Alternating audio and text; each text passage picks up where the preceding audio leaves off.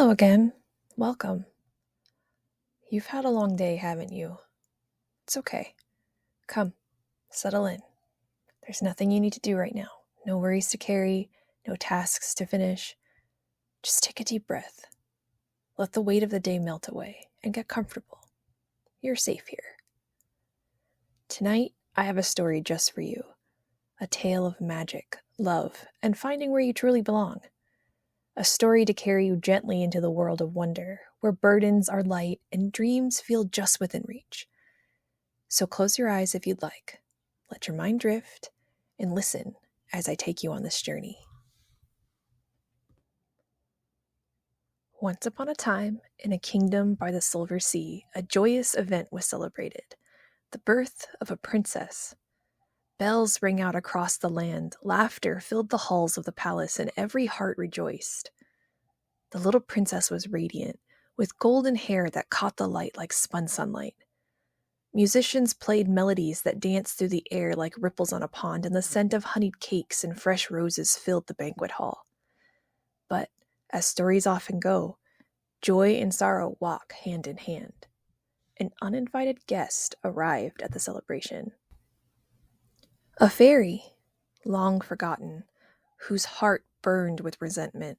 She moved like a shadow, her voice curling around the room like mist. The music faltered, laughter hushed, and candlelight dimmed as she spoke. She shall have no gravity. She will float away like a feather in the breeze. And worse still, she shall never know sorrow, never shed a tear, never feel the weight of the world. A hush fell over the court, thick and heavy like a storm cloud. Then, as suddenly as she had come, the fairy was gone, vanishing like the mist at dawn. And so it was. The princess, though lovely and bright, was weightless. She drifted as if she belonged more to the sky than the earth, laughing at everything, untouched by sorrow or care. Her parents, the king and queen, tried everything to keep her grounded. They tied ribbons to her wrists, sewed tiny silver weights into her gown, even built high walls around the garden to keep the wind from carrying her away.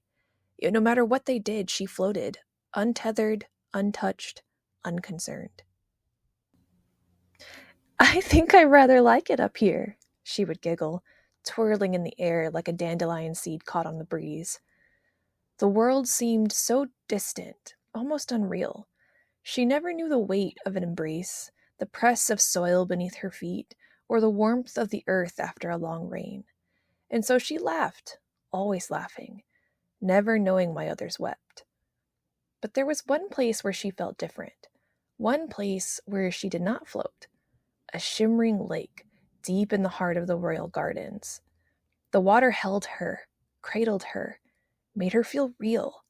The surface, glassy and still, rippled beneath her touch, and for the first time she felt something like belonging. She would spend hours drifting across its surface, letting the cool waves carry her. This is the only place I feel real," she murmured, tracing circles in the water with her fingertips. And so the princess spent her days laughing, her nights floating upon the lake, never knowing sadness, never feeling the weight of longing. But as we both know, no story remains still forever. One day, the lake was gone, drained, stolen away by a cruel scheme. The dry earth cracked where water once shimmered, and the princess, once carefree, found herself weaker than ever.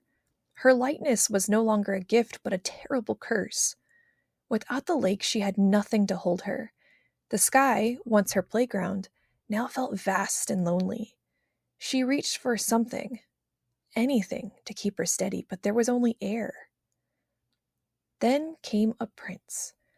Not the kind from songs or grand tales, but a gentle soul who listened, who saw her, truly saw her. He did not promise grand adventures or riches beyond measure. Instead, he knelt beside her and asked softly, "If the lake is refilled, will she be saved?" The answer was grim. Only if someone gives their life for her. A hush filled the air, heavy as stone. The prince did not hesitate. With quiet resolve, he stepped forward, offering himself so that the waters might return. But he was not reckless. He did not throw himself into the task blindly. Instead, he spent time with the princess, learning her ways, understanding her laughter, seeing past the weightlessness to the heart beneath. He spoke to the elders, searched through forgotten tomes, and walked the dry lake bed beneath the moon's glow, searching for another way. He fought for her, not with swords or grand gestures, but with patience, wisdom, and kindness. Yet when no other way revealed itself, he did not falter. As the first drop of water touched the earth, something new stirred in the princess, a pressure in her chest, a warmth unfamiliar and strange. It grew, rising like a tide, swelling until, softly, like a murmur, she wept. A single tear rolled down her cheek, and with it the spell shattered. She gasped, "You saved me!" Reaching out, and for the first time her feet touched solid ground. No longer adrift, no longer weightless.